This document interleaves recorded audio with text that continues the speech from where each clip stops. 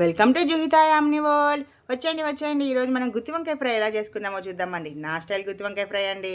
దానికి ఒక పాన్ పెట్టేసుకొని 3-4-5 ఎండు కొబ్బరి, కొద్దిగా ధనియాలు, 3-4 ఇలాచీలు, లవంగాలు, కొద్దిగా దాల్చిన చెక్క వేసుకొని మంచిగా దోరగా ఫ్రై చేసుకుందామండి. అవి కొంచెం ఫ్రై అయ్యే టైంలో పల్లీలు కూడా వేసి బాగా ఫ్రై చేసేసుకొని ఒక జాడీలోకి 4-5 ఎల్లిపాయలు, కొద్దిగా కొత్తిమీర, మనం ఫ్రై చేసుకున్నదంతా వేసేసుకొని దానికి రుచికి సరిపడా కొద్దిగా ఉప్పు కారం వేసుకొని కొద్దిగా వాటర్ వేసేసుకొని పేస్ట్ లాగా గ్రైండ్ చేసేసుకుందాం. ఈ గ్యాప్లోనే నేను ప్యాన్లో ఆయిల్ పెట్టుకున్నాను. అలాగే గుత్తి వంకాయలు కూడా నీట్గా కట్ చేసుకొని 4 భాగాలుగా కట్ చేసుకొని పెట్టుకున్నానండి. ఈ విధంగా దీంట్లో మొత్తం మనం గ్రైండ్ చేసిన పేస్ట్ అంతా దాంట్లో పెట్టేసి నూనె బాగా వేడైంది అండి. మంచిగా వాటిని ఒక దాని తర్వాత ఒకటి పేరుస్తాను. కాస్త నిదానంగా పేర్చండి, లేకపోతే నూనె మన మీద పడే ఛాన్సెస్ ఎక్కువ ఉంటాయి అన్నమాట.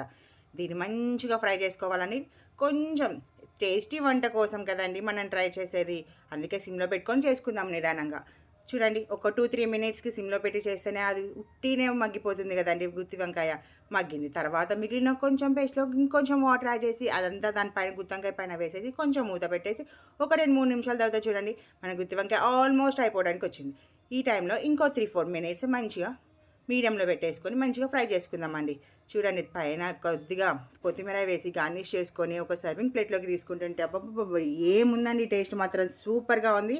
దీని కాంబినేషన్ ఏంటో చెప్పనా, శొంఠి మిరియాల చారుతో గుత్తి వంకాయ ఫ్రై చేసుకొని తింటుంటే ఉంటుందండి. ఈ వర్షం పడే టైంలో అసలు ఆ మజానే వేరండి. మీరు తప్పకుండా ట్రై చేయండి. చెప్పాను కదా దీని కాంబినేషన్ ఏంటి, శొంఠి మిరియాల చారు అండి. శొంఠి మిరియాల చారు కూడా నేను పెడతాను, వీడియో తప్పకుండా చూడండి. బాయ్. సబ్స్క్రైబ్ చేసుకోవడం మాత్రం మర్చిపోకండి. తప్పకుండా నా ఛానల్ని సబ్స్క్రైబ్ చేసుకోండి. Thanks for watching. బాయ్.